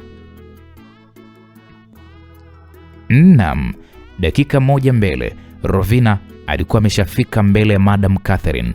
Alipoingia tu ndani ya chumba hicho, alikutana na mazingira yaliyomfanya kwanza asimame kwa muda. Madam Catherine alikuwa amekaa kwenye kiti kikubwa akitazama picha ndogo ya zamani iliyokuwa mkononi mwake. Madam Catherine alikuwa amevalia gauni jepesi la kulalia la hariri, gauni ambalo lilimfanya onekane kama mama wa kawaida mwenye majeraha ya moyo. Macho yake yalikuwa ni mekundu, na kwenye meza ndogo pembeni yake kulikuwa kuna tishu zilizokuwa zimelowana kwa machozi. Madam Catherine akasema, "We binti, karibu hapo ukae." Madam Catherine alisema, sauti yake ikiwa imepasuka kidogo kutokana na kile kilichoonekana kama kilio cha muda mrefu. "Hebu keti hapo mbele yangu." Kweli Rovina alikaa, macho yake yakimchunguza mwanamke huyo tajiri kwa umakini wa hali ya juu. Alikuwa anatafuta hata chembe moja ya uongo, lakini Madam Catherine alionekana kuwa na huzuni nzito kiasi cha kutisha. "Nisikilize we binti. Najua kwamba unanitazama kwa mashaka, najua." Naam, Madam Catherine alianza kwa kuyazungumza hayo. Alivuta pumzi ndefu, aliishusha kwa uchungu na kisha akasema, "Najua utakuwa unajiuliza, mwanamke kama mimi mwenye kila kitu, nawezaje kuibuka leo na kudai kwamba huyu kijana maskini ni mwanangu? Una haki ya kuhoji we binti. Unaitwa Rovina eh? Lakini moyo wa mama hauhitaji vipimo vya maabara kutambua damu yake. Hapo Rovina alimeza mate na kisha akasema kwa sauti ya kudadisi, Madam, kusema ule ukweli nashindwa kuelewa. Prince mimi namfahamu. Najua ndugu yake pekee ni mjomba wake. Wewe ulikuwa uko wapi miaka yote hii? Miaka 25 ulikuwa uko wapi? Tajiri kama wewe, umeshindwaje kumtafuta mtoto wako mpaka unakuja kumkuta akiwa mahututi hospitalini? Naam, swali hili la Rovina, Madam Catherine alifunga macho yake, machozi mawili yakatiririka mashavuni mwake. Madam Catherine alinyanyua ile picha ya zamani na kisha akamwonyesha Rovina. Ilikuwa ni picha ya mtoto mchanga aliyekuwa amemviringisha kwenye blanketi la rangi ya blue. Nisikilize binti yangu. Maisha yangu mimi hayakuwa hivi unavyoyaona leo Rovina. Hapo Madam Catherine alianza kutoa simulizi yake ya uongo, akiiweka katika hali ya hisia kali mno. Unajua, miaka 25 iliyopita nilikuwa ni binti mdogo tu, binti masikini na sikuwa na msaada. Mimi nilipata mimba ya Prince nikiwa niko shuleni. Familia yangu mimi ilikuwa ni ya kidini na ilikuwa ni dini kali sana. Kwa walinifukuza nyumbani. Nilijifungua huyu mtoto wangu Prince kwenye zahanati moja huko pembezoni mwa jiji la Tanga. Sijui unanielewa wewe binti? Kwa hiyo mimi huyu Prince ni mwanangu.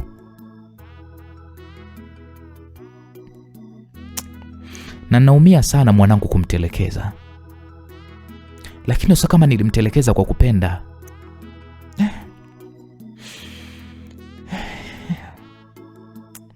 Unajua,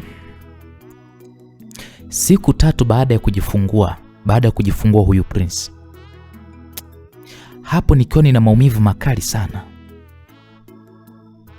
mwanamke mmoja aliyekuwa akijifanya nesi alikuja na kunieleza kwamba mwanangu anahitaji chanjo, akamchukua. Lakini yule nesi yule hakuwahi kurudi tena na mtoto wangu. Na waliniambia tu kwamba mwanangu Prince alikufa na mwili wake ulishazikwa kwa sababu sikuwa na ndugu. Yaani, nilipopewa hizo taarifa nilichanganyikiwa sana wakati niko pale wodini. Nilipoteza mpaka akili.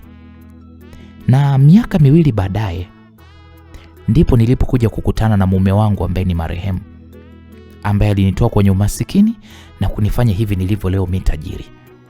Kwa sipendagi sana kukumbuka hii story kwa sababu inanihuzunisha sana.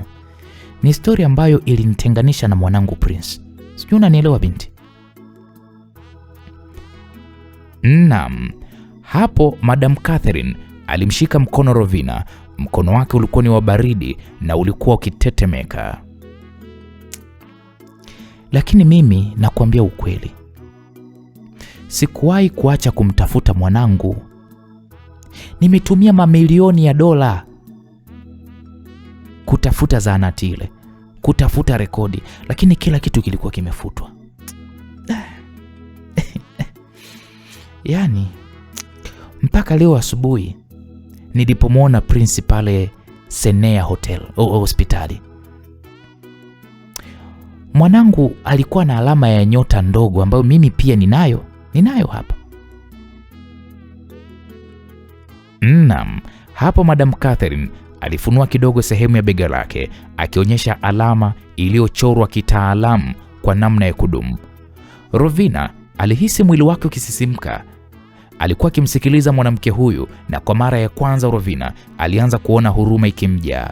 Maelezo ya Madam Catherine yalikuwa yana mantiki ya kuhuzunisha.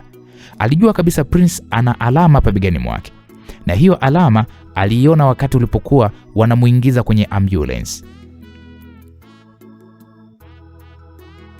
Rovina akamuuliza huyu Madam Catherine, "Okay, nimekuelewa. Lakini kwa nini DNA iendane leo?" Unajua yule daktari wa Snare Hospital ni rafiki wa familia kwa miaka mingi sana.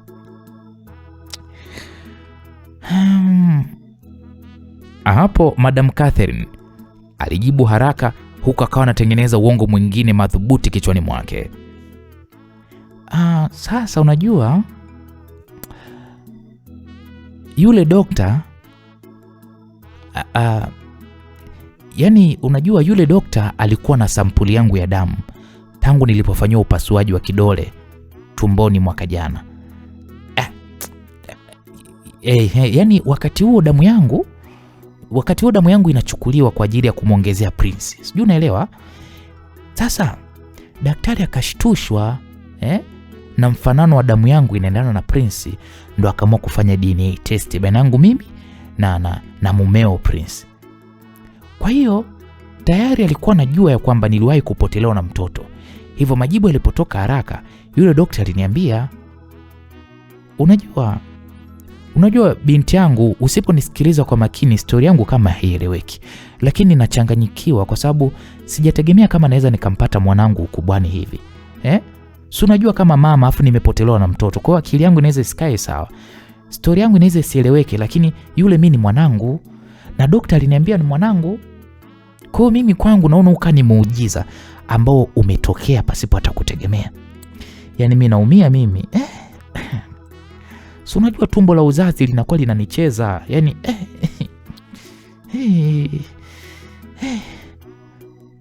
Madam Catherine alijitupa kwenye kochi, akaficha uso wake kwa mikono yake, akajifanya analia.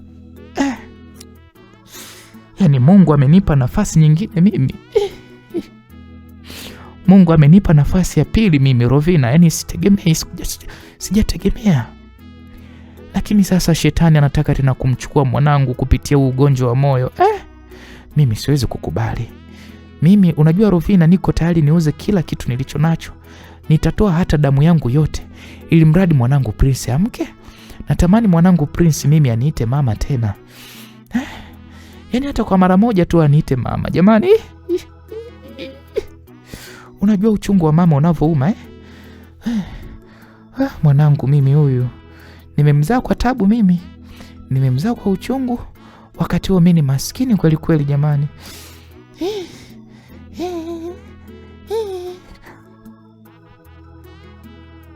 Muda wote huo msikilizaji, Rovina alibaki kimya tu akimsikiliza Madam Catherine. Rovina alijaribu kuifikiria hii historia ya Madam Catherine. Akajaribu pia kufikiria historia ya Prince, ambapo Rovina anaifahamu vyema historia ya Prince. Kwa kweli, japo hamjui sana Prince, lakini Prince hakuwahi kumzungumzia mama yake. Kila mara Prince alikuwa akisema yeye ni yatima na maisha yake yalianzia mitaani. Hakuna aliyewahi kumwambia Prince mama yake alikufa, au hakuna aliyewahi kumwambia Prince mama yake yuko wapi. Sasa pengo hilo la habari ndilo lililomfanya Rovina kuanza kuamini ya kuwa huenda kwa muujiza fulani Madam Catherine, huenda hii historia yake ikawa ni ya kweli, japokuwa historia yake ilikuwa ina uwalakini. Unajua Rovina, unaweza kahisi mimi ni katili kwa sababu nimekuja kumchukua kwa nguvu sana mwanangu.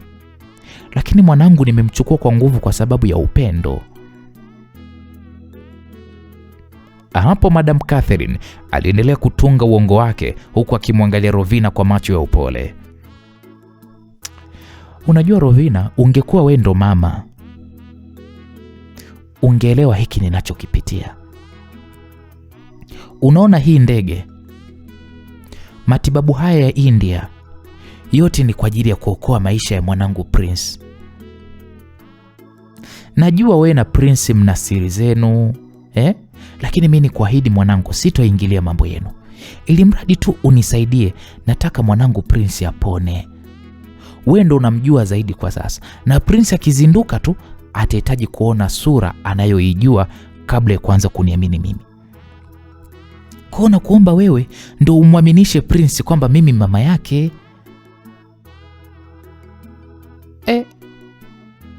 Hapo Rovina alishindwa kuhoji zaidi. Uchungu uliokuwa upo kwenye sauti ya Madam Catherine, yaani ukimsikiliza Madam Catherine unaweza ukaamini kwamba anayoyazungumza ni ya kweli. Na vile vidonda vya uongo alivyokuwa akivielezea vilimfanya Rovina ajisikie kama vile huzuni fulani hivi. Rovina alijiona kama ni mtu mbaya aliyekuwa na mshuku mama huyu aliyempoteza mwanae kwa miaka 25 na kumpata akiwa na mahututi. Rovina akajikuta anaanza kuomba msamaha.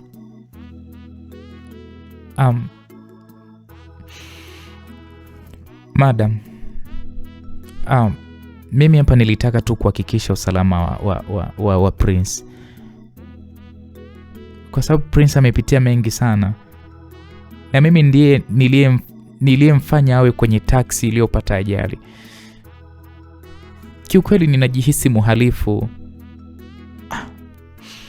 Hapana mwanangu Rovina, wewe sio kosa lako mwanangu, sio kosa lako kabisa.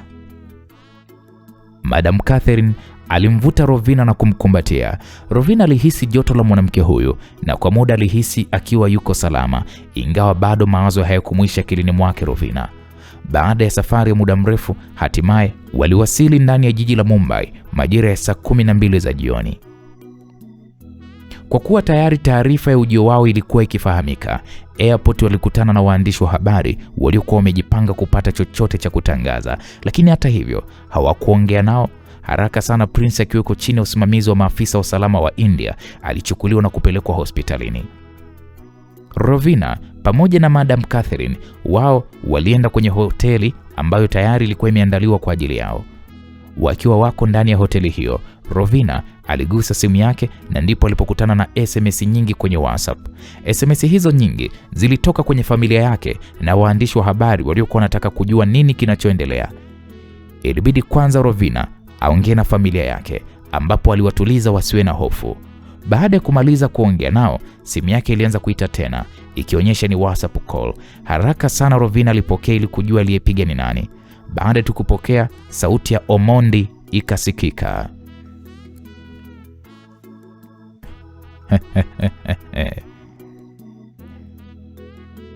Nisikilize wewe mwanamke, hivi mnadhani mnaweza mkakwepa kifo kutoka kwangu?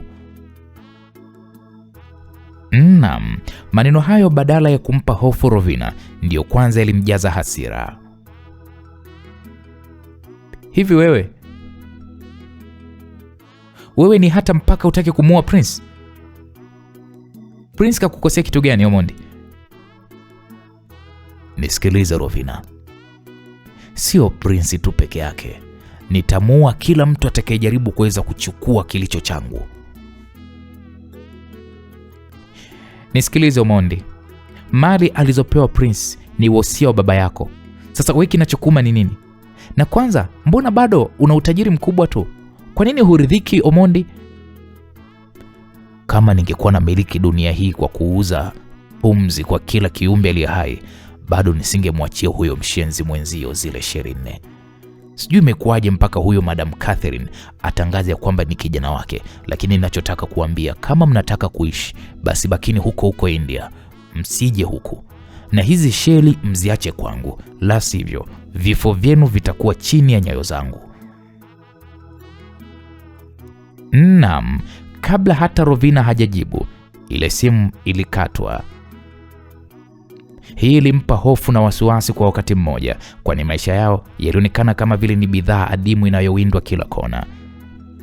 Siku hiyo nzima, ingawa hoteli walofikia ilikuwa ni ya kifahari, bado haikumfanya Rovina aondokane na mawazo. Siku iliyofuata, mwanga wa jua la asubuhi ulianza kwa kupenya. Ulipenya kupitia mapazia mazito ya hariri yaliyokuwa ndani ya chumba cha Rovina.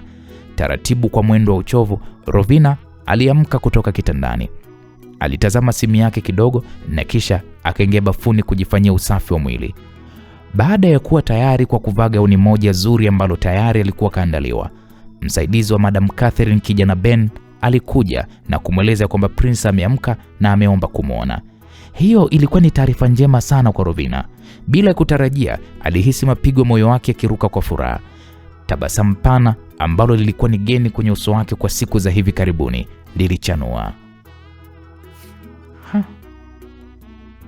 Yaani Prince amezinduka? Asante Mungu. Rovina alichukua mkoba wake haraka, akamsubiri msaidizi huyo amuongoze kuelekea kwenye gari lililokuwa likimsubiri nje. Hapo safari kuelekea hospitalini ilionekana kuwa ni ndefu kuliko kawaida. Rovina alikuwa akijiandaa kisaikolojia. Alipanga jinsi atakavyomkumbatia Prince, jinsi atakavyomwambia kuwa kila kitu sasa kiko sawa, na jinsi atakavyoshirikiana na mama yake huyo mpya kujenga maisha ya kitajiri ambayo Prince alikuwa akiyaota. Rovina alijiona kama shujaa aliyemvuta mpenzi wake kutoka kwenye kinywa cha kifo. Walipowasili kwenye hospitali, harufu ya dawa na ukimya wa hali ya juu uliwakaribisha. Rovina aliongozwa mpaka kwenye wodi maalum ya VIP. Mlango ulifunguliwa taratibu na macho ya Rovina yakatua kwenye kitanda katikati ya chumba kile kikubwa. Hapo Prince alikuwa yupo kitandani. Prince alionekana ni mnyonge sana. Sehemu kubwa mwili wake kuanzia kichwani, kifuani mpaka miguuni ilikuwa imefungwa bandeji nyeupe zilizokuwa zina madoa madogo madogo ya dawa. Mirija mbalimbali ilikuwa imepenya mwili mwake ikimuunganisha na mashine zilizokuwa zikilia kwa mdundo wa utulivu.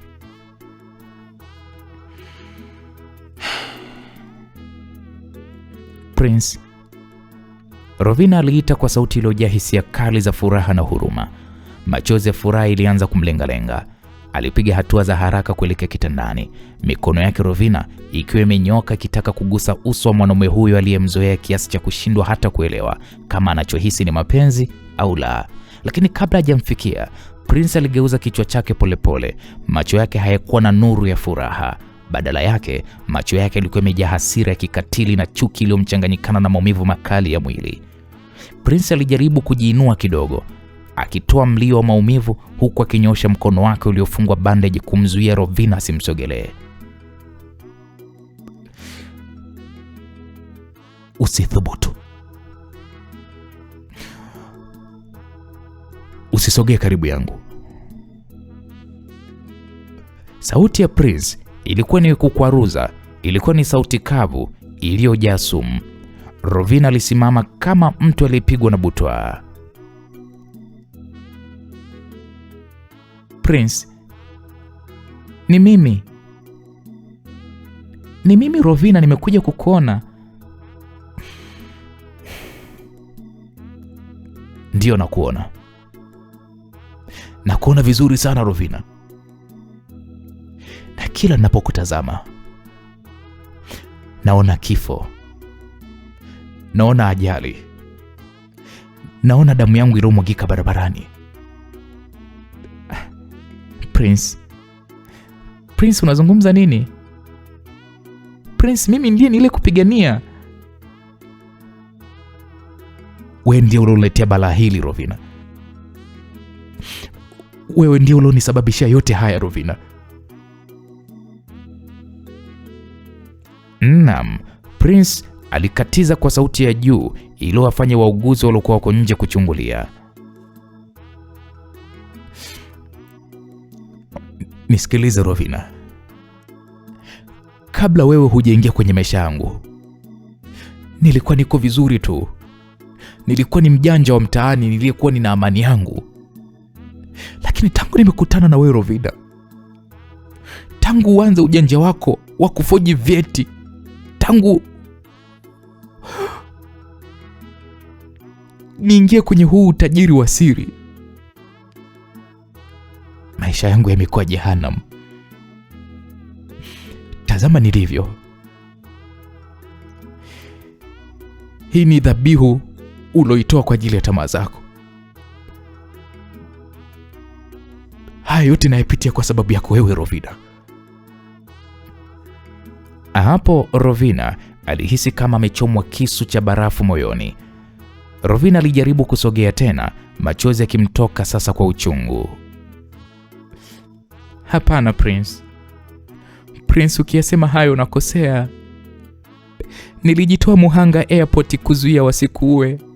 Nimekuja mpaka huku India kukulinda. Unawezaje kuniambia maneno hayo Prince? Waniue au sio? Wewe ndio unataka kuniua Rovina. Najua lengo lako ni kuchukua zile sheli za mafuta. Lengo lako ni kuchukua utajiri wangu. Sio maana ndio unataka kuniua. Ha? Prince, unaongea nini? Ni wazi hauko sawa Prince. Nipo sawa Rovina. Naongea nikiwa niko na akili zangu timamu Rovina. Hapo Rovina alitaka kumsogelea tena Prince, lakini Prince alikataa. Usinisogelee Rovina. Usinisogelee kabisa. Prince alipiga kelele, uso wake ukijikunja kwa maumivu na hasira kama ya mnyama aliyejeruhiwa. Na kuomba uondoke hapa. Rovina, kila nikikuona na hisi vidonda vyangu vinazidi kupasuka. Rovina, we ni nuksi kwenye maisha yangu. Rovina, we ni mkosi kwenye maisha yangu. Naam. Wakati huo mlango ulifunguliwa kwa mara nyingine. Madam Catherine aliingia akiwa amevalia nguo za heshima, uso wake ukiwa na huzuni ya kuigiza iliyokuwa imepambwa kwa mamlaka. Alimkaribia Prince na akamshika mkono kwa upole, akimtupia Rovina jicho la dharau.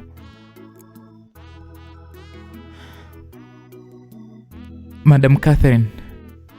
Rovina alimgeukia mwanamke huyo kwa matumaini ya mwisho, akimshika bega. Tafadhali madam, mwambie Prince jinsi nilivyopambana airport. Mwambie nilivyovunja alamu ya moto kuzuia ile ambulance isikupeperushe kwa siri. Mwambie ukweli kwamba mimi ndiye niliyemleta kwako. Madam Catherine alimtazama Rovina kwa baridi. Hakufungua kinywa chake kumtetea, badala yake alinyanyua mkono wake na kumshika Prince bega. Mwanangu, hebu na kuomba utulie. Daktari amesema unahitaji utulivu. Na huyu binti huyu inaonekana amekuchanganya sana mwanangu. Hapo Madam Catherine alimgeukia Rovina na kisha akasema kwa sauti ya kukata tamaa. Nisikilize we Rovina. Kama mwanangu hataki kukuona, siwezi kumlazimisha. Mimi kama mama yake kamwe siwezi kuruhusu kijana wangu aendelee kupata maumivu ya kisaikolojia wakati mwili wake bado unavuja damu. He? Rovina kwanza alicheka kwa uchungu, kicheko cha ukichaa kilichochanganyikana na kilio.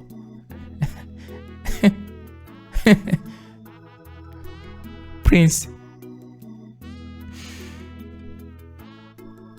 upo na mimi kwa muda sasa. Tumefanya mengi pamoja. Tumepambana, tumekimbia kifo, tumelala na tumeamka tukipanga mipango ya maisha yetu. Prince, unawezaje kunikataa mimi niliyejitoa kwako kwa kila kitu, na kisha unamkumbatia huyu mwanamke alijitokeza ghafla kisa tu amesema yeye ni mamako? Hapo Prince alikaza meno yake, macho yake akiwa yanamtazama Rovina kama adui nambari moja. Rovina, chunga mdomo wako Rovina. Huyo ni mamangu. Damu yangu imethibitisha hilo. Haijalishi amejitokeza lini. Mama ni mama. Na yeye ametoa mamilioni ya dola kunileta hapa India ili nipate matibabu.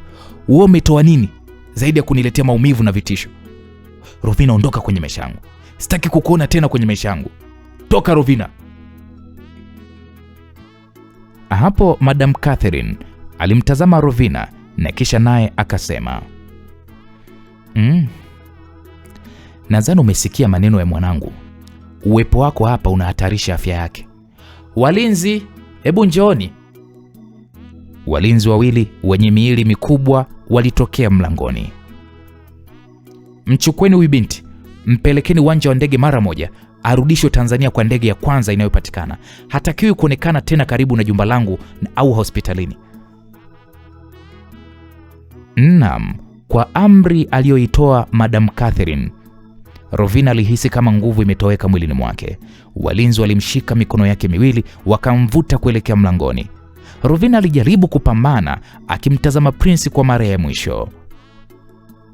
Prince, nilikuja kwenye maisha yako kwa namna isiyo ya kawaida. Sikatai. lakini tulijenga nafasi ya kutengeneza maisha yetu. Japo ilikuwa kwa muda mfupi, tayari nilikuwa nimekuzoea Prince. Umeniumiza sana leo. Prince, unafanya kosa kubwa ambalo utalijutia maisha yako yote. Rovina alisimama kwa sekunde moja, akijaribu kuukaza mwili wake dhidi ya nguvu ya walinzi. Alimkazia macho Prince, akamkazia macho na Madam Catherine. Omba Mungu ushtuke mapema Prince kwenye huo usingizi wa kifo uliojiingiza. La sivyo Prince, utaangamia mikononi mwa hao unaowaita familia. Utayakumbuka maneno yangu Prince. Hapo Prince hakujibu kitu, aligeuza kichwa chake upande wa pili. Walinzi walimvuta Rovina kwa nguvu nje ya wodi, wakampitisha kwenye korido ndefu, huku sauti ya vilio vyake ilisikika kote hospitalini. Rovina alijua kulia, alilia kweli kweli, lakini haikusaidia kitu. Walimtoa nje ya jengo, wakamtupa kwenye kiti cha nyuma ya gari iliyokuwa iko tayari kuelekea uwanja wa ndege. Rovina alijishika kifua chake akihisi mapigo ya moyo yanamuuma. Alikuwa amepoteza kila kitu. Amepoteza mali alizozitaka, amepoteza kabisa utambulisho wake, na mwisho wa yote amempoteza mwanaume ambaye hajatarajia kama angempoteza katika nyakati hizi. Alikuwa ameshaanza kuuchukua moyo wake. Safari ya kurudi Tanzania ilikuwa ni ya unyonge na ya upweke mwingi kwake. Kila alipotazama mawingu kupitia dirisha la ndege, aliona sura ya Prince iliyojaa chuki na maneno makali. Naam, Rovina alipotua katika jiji la Dar es Salaam, hakuwa na ule ujasiri wa mwanzo. Alijihisi kama mchezaji aliyepoteza karata zote muhimu kwenye kamari ya maisha. Alipofika kwenye lile jumba la kifahari la Mbezi Beach, alikuta familia yake ikiwa iko bado inaishi katika ndoto ya utajiri wa bandia. Hakuwa na namna nyingine zaidi ya kueleza ukweli halisi wa mambo. Alieleza kila kitu, kuanzia namna alivyokutana na Prince mpaka walivyopata ule utajiri. Baba yake mzee Bastein tayari alikuwa katoka hospitali. Alionekana kuchukia mno. Alimtazama binti yake na kisha akasema, "Ni nini sasa hiki Rovina umefanya? Aibu gani hii Rovina unatupatia sisi wazazi wako?" "Rovina binti yangu, nilikutafutia mwanaume sahihi ambaye ni Stefan, lakini ona ulichokikimbilia. Ona aibu uliotuletea sisi wazazi wako." Baba, kusema ule ukweli, lengo langu lilikuwa ni kukimbia tu hiyo ndoa na huyo Stefan, ila sio kuitia aibu familia. Hata kama sasa, hebu angalia tutaweka wapi sura zetu? Huko nyumbani Tanga, huko Tanga nzima wamekuona kwenye vyombo vya habari kwa lile tukio lilifanya uwanja wa ndege. Alafu leo hii hata wiki haijaisha tayari tunarudi Tanga kweli? Hebu ona aibu binti yetu. Ona aibu uliotusababishia wazazi wako.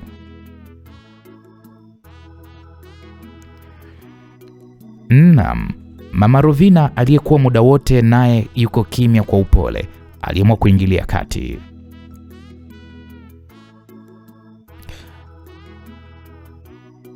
Baba Rovina, mtoto amekosea. Kakosea, lakini cha umuhimu ni kwamba mtoto katambua makosa yake kabla haijawa balaa zaidi. Sipati picha hali ingekuwaje kama angekuwa kabeba na mimba yule mjinga. Hapo mzee Bastein alitulia kimya kidogo na kisha akasema, "Kwa hili lililotokea, hatuwezi kuendelea kukaa hapa. Prince sio mume wako wa kweli, lakini kakufukuza, na kama haitoshi ana mgogoro na Omondi. Hatuwezi kuendelea kuishi hapa. Pakieni kila kilicho chetu, tutaondoka leo, tunarudi nyumbani Tanga. Ila tutafikia kwenye nyumba yetu shamba."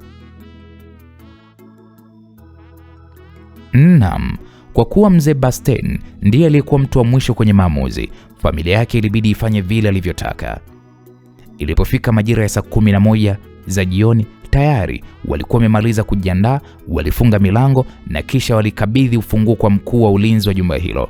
Kwa kuwa walitoka Dar jioni, waliweza kufika Tanga usiku sana, hivyo ilikuwa ni rahisi kwao kutoka kituoni mpaka kwenye nyumba yao ya kijijini, kwani usiku huo hapakuwa na watu wengi ambao pengine wangekuwa wakiwashangaa. Msikilizaji, siku zilizidi kusonga mbele. Wakiwa wako kule shambani, maisha yao kwa sasa ilikuwa imebadilika. Rovina aliona kuendelea kuishi kwa mtindo huo hautakuwa na mwisho mzuri kwao, kwani hakuwa akiona future yoyote ile kwenye maisha yao. Mwishowe Rovina aliona ni bora tu akubali kuolewa na Stefan, na hii ilikuwa ni mara baada ya miezi 3 kupita. Naam, taarifa hiyo ilipofika kwa yule kijana tajiri Stefan, ambaye alikuwa akimiliki migodi ya dhahabu aliyoachiwa na baba yake, hakutaka kupoteza sasa, hata sekunde hakutaka kupoteza. Haraka sana alianza upya mchakato wa ndoa ambayo tayari alikuwa ameshakata tamaa nayo. Ingawa Rovina alikubali kuolewa na Stefan kishingo upande, lakini kwenye moyo wake Rovina bado hakuwa na mapenzi na Stefan hata kidogo. Aliamini kupitia kuishi kwao, atavyoishi pamoja na Stefan, huenda ipo siku ataanza kumpenda ndani ya moyo wake. Ataanza kumpenda kidogo kidogo. Kitendo cha Rovina kukubali hii ndoa kilimfurahisha sana baba yake mzee Bastein. Muda wote alikuwa ni mtu wa kumshukuru binti yake kwa kumheshimisha, kwa kuwa Stefan alikuwa ni mtu mwenye uwezo mkubwa sana kiuchumi. Harusi yao haikuandaliwa kinyonge. Ilikuwa ni harusi kubwa ambayo ilikuwa imepangwa kufanyika kwa siku 3 mfululizo, yaani kama harusi ya Jux na Priscilla. Siku ya harusi, majira ya asubuhi tu, tayari harufu ya pilau iliyokuwa ikipikwa kwenye mashimo makubwa ya moto ilikuwa ikichanganyika na upepo mwanana wa bahari, ikitengeneza mazingira ya sherehe ambayo kijiji chao kilifurahia sana hiyo sherehe. Ndani ya chumba cha Rovina, hali ilikuwa ni pilika. Kundi la wanawake wataalamu wa urembo walioletwa na Stefan kutoka jijini Dar es Salaam walikuwa wakihangaika huku na kule, mmoja akimchora hina miguuni, mwingine akimsuka nywele, na mwingine akirekebisha shela jeupe la hariri lililokuwa limetundikwa ukutani kama ishara ya mwisho wa uhuru wa Rovina. Rovina alikuwa amekaa mbele ya kioo, uso wake ukiwa umepakwa wanja na poda nzito, lakini macho yake yalikuwa kama mtu aliyepotea. Katikati ya kundi lile la watu waliokuwa wakimzunguka, Rovina alihisi kitu kisichokuwa cha kawaida. Alimwona msaidizi mmoja aliyekuwa amevalia wigi kubwa jeusi, wigi lililofunika nusu ya uso wake na miwani mikubwa. Alikuwa akisogea karibu naye kwa namna ya utofauti kabisa. Msaidizi huyu alionekana na mikono yenye nguvu, mikono sio ile ya wanawake wa urembo. Hilo likamfanya Rovina ataki sasa kumjua vizuri mtu huyo ni nani. Mbona kama anakuja kwa shari? Rovina alipogeuka ili ampate vizuri huyo mtu, yule mtu alimkamata Rovina haraka mno mkono, akamvuta kwa nguvu kuelekea kwenye chemba ndogo ya nguo iliyokuwa iko pembeni mwa chumba hicho. Kabla Rovina hajapiga kelele, yule mtu alivua lile wigi na miwani kwa hasira. Alipovua lile wigi yule mtu, Rovina alihisi kama damu imeganda. Mwili wake, moyo wake ulipiga kishindo. Hakuamini yule mtu aliyekuwa mbele yake. Na hiyo ndio ilikuwa siku yake ya yeye kuolewa. Msikilizaji, unadhani Rovina kamwona nani hapo mbele yake? Huyo mtu aliyejifanya ni mwanamke ambaye alipokuja kuvua lile wigi, baada ya kumvuta Rovina chemba, Rovina alijikuta mwili mzima umeganda. Alihisi kama vile kapigwa na shoti ya umeme. Unahisi alikuwa amemwona nani? Na ili hali hii ilikuwa ni siku yake ya kufunga ndoa na Stefan. Bwana msikilizaji, tukutane katika sehemu inayofuata. Itakuwa ni sehemu ya 3, mzigo mtamu wa kuitwa Dia Rovina. Bwana, isimulizi pambe.